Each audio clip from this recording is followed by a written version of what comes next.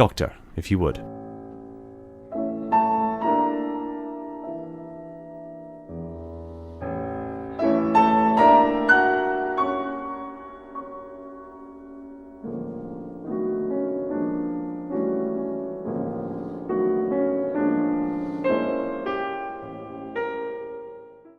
December 10th, 2518. Several possible leaders are emerging from the pool of candidates. And we have yet to witness the aggressive alpha dominance predicted by Oni's specialists. Mendez and I agree that the top candidates for leadership are numbers 051, 092, 104, and 117. Mendez says his money is on Kurt. I refuse to engage in any puerile betting when so much more is at stake than money or pride. Besides, I already know who will be their leader. I knew the first day I met him. This entry looks almost exclusively at the possible emergent leaders of the Spartan candidates. Halsey makes note that they have yet to see the aggressive alpha dominance predicted by the Oni specialists. This is interesting because it suggests to the Spartans' genetic predisposition as being a mediating factor as to why this aggressive alpha dominance is inherently less pronounced. Recent research shows that by age 5, children form rigid social hierarchies. Children as young as 3 to age 5, gathered in preschool and elementary schools, form a dominance-subordination hierarchy. Like other species, pre-verbal human infants form dominance hierarchies where some systematically supplant others in zero-sum conflict and use the formidability cues of body and coalition size, as well as previous win-lose history to predict who will prevail in that hierarchy. These structures are conjectured at being a simulation or projection of observed social dominance hierarchies, and a means to emulate these complex sociological functions, as generally these instincts are driven by a desire to secure resources, mating partners, status, food, and territory, most of which are alien concepts to toddlers. This also means that, generally speaking, toddler social hierarchies are very chaotic, whereby changes in perceived rank, prestige, and position happen very often, and are seemingly based on a complex subset of variables including physical size, agreeable and disagreeableness, consensual interactions of others within the group, and body language, but is again, generally speaking, zero-sum when it comes to actual physical conflict. In primates, generally speaking, the dominance hierarchy has the opposite effect. It isn't chaotic, it has a stabilizing effect on the troop as a whole, enabling many individuals to coexist with relatively little physical conflict. And the hierarchy is mutually beneficial to all members within the troop, with the higher-ranking members protecting the troop, making decisions and often being responsible for location and/or hunting of food. In return, the higher-ranking members get first access to resources, food, mates, preferential sitting or sleeping locations and the like, while the lower-ranking members have protection, shelter within the troop and their basic needs met. There are exceptions to this, of course.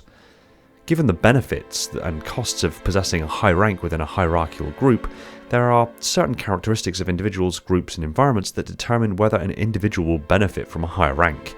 These include whether or not a high rank gives them access to valuable resources such as mates and food. Age, intelligence, experience, and physical fitness can also influence whether or not an individual deems it worthwhile to pursue a higher ranking in the hierarchy, which often comes at the expense of conflict. Hierarchy results from interactions, group dynamics, and sharing of resources, so group size and composition affect the dominance decisions of high-ranking individuals. It would appear that the aggressive alpha dominance the Oni specialists were referring to were more so focused upon this baser instinct dominance hierarchy, a more animalistic and primal dominance hierarchy, when in reality human hierarchy is much more complex and not only based upon physical dominance. Human status hierarchies not only reflect formidability-based dominance, but also consensual deference for legitimate authorities, leaders, and competent and prestigious experts who may facilitate social coordination and serve as models for culturally transmitted learning, receiving precedence and freely conferred respect in return. Whereas relative linear rank is inherently zero-sum, many aspects between prestigious authorities and their followers are positive-sum. Prestigious authorities are also often expected to help and take care of their followers, and modestly step back to let others go first. There are stories that refer to John 117 in exactly this light. The lack of an obvious and aggressive alpha dominance is likely indicative of the Spartan candidates' more evolved genetic predisposition, and an understanding that their internal social dominance hierarchy is based more so upon competence, prestige, expertise, mutual respect, and mental leadership qualities than on gross physical dominance and threat of violence.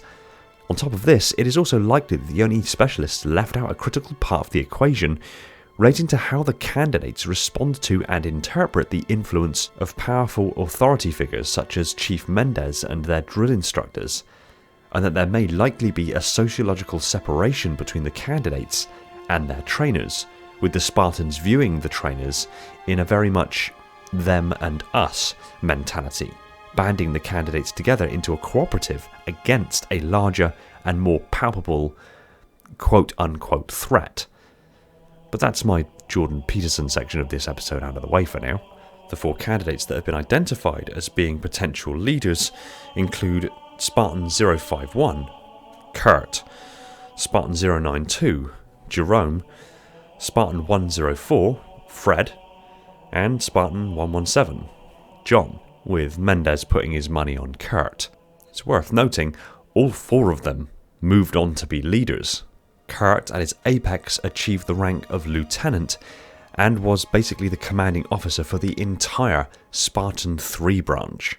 Spartan 092, Jerome, became the leader of Spartan Red Team, but that happened at a slightly later date given that he was actually one of the Spartans that washed out during the augmentation procedures, having to be rehabilitated alongside 2 of his other members of Spartan Red Team. Spartan 104, or Fred, is actually the de facto leader of Blue Team, but usually defers to John out of mutual respect and deference to his experience. And of course, Spartan 117, we all know exactly what he became.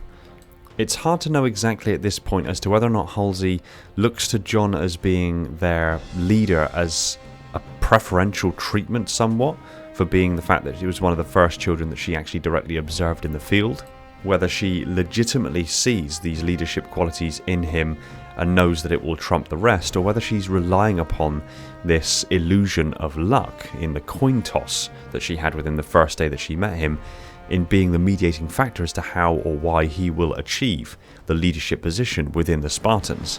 For a scientist, leaning and laying most of her expectations for John's potential and future achievements on the statistical anomalies of a coin toss and really just chalking it up to luck doesn't exactly scream scientific merit.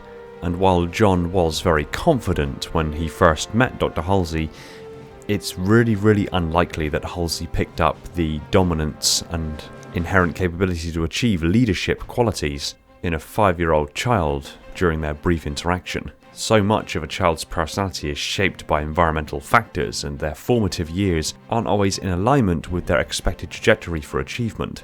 Many external mediating factors can alter the trajectory of a child's intellectual and physical development, so suggesting that those particular qualities were present at the age of 5 and that they'd maintain all the way through to adulthood is at best a stretch and at worst nonsensical. Ultimately, this may go back once again to one of those situations where it isn't necessarily luck that is enabling John to achieve what he ends up achieving, but a lot of very small statistical anomalies that have coalesced to create certain circumstances that suggest to luck, when actually in closer examination the very statistical factors were on his side.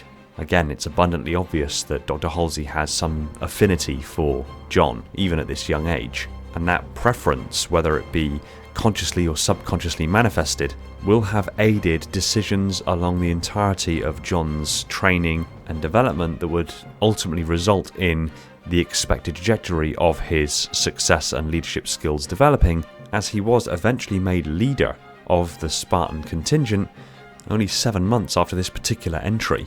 Again, it goes back to this preferential treatment, as Halsey already has it in her mind that she wants John to be the leader, and since she carries a lot of clout and authority in this regard, it is then hardly surprising, really, that Halsey would ultimately name John as the leader of the Spartan team in July of 2519, immediately following the Military Wilderness Training Preserve mission, where the Spartans were dropped into the highlands of Reach during the winter and forced to navigate and find their way home.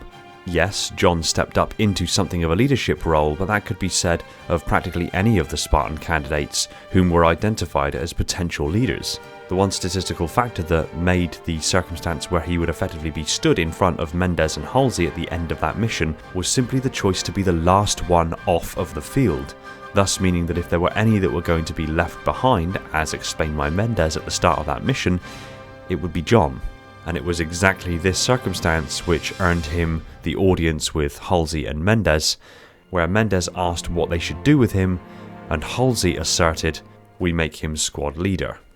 This is quite a complex and entrenched position of contestation, and I'd be really interested to hear what you have to say in regards to this particular point. Was it actually John's leadership skills that earned him the position? Was it luck that benefited him to some degree, or was it literally just a series of statistical anomalies that worked in his favour alongside preferential treatment from Halsey that enabled him to become the de facto leader of the Spartans? Is he the natural-born leader that he's been painted to be? Did luck play a factor, or did he simply have the authority thrust upon him and did best to shoulder it? Leave your comments down below, and until next time, thanks for watching. If you're new here and liked what you saw, go ahead and hit that like button and hit the subscribe button while you're at it so you don't miss my future uploads. Links are in the description to get connected and jump into the Discord community with me, and if you really love the content I'm making, consider supporting the channel over on Patreon for tons of awesome perks. Pop your comments down below if you have an idea of what I should cover next, and hang around for the end of the video for other suggested videos you might be interested in. Huge shoutouts to my patrons: Spartan 10148, the Metarch of my installation, Falcon, Prophet, Phantom, Thomas, Mikhail and Irrefutable Justice, my monitors, Andrew, Cameron, Darian, Flaming Halo, Madness, Masked Owl, Michael, Spartan 0137, The Cave Potato, Uwu Master and Wolf Eclipse, my sub-monitors, my growing fleet of Strato Sentinels, my ever-vigilant Enforcers, and all the other awesome patrons that are helping to support the channel in a big way. Huge shout out to Todd Morrison for keeping the installation powered with that glorious vacuum energy. Much love to you all, take it easy everyone, and find peace in the domain.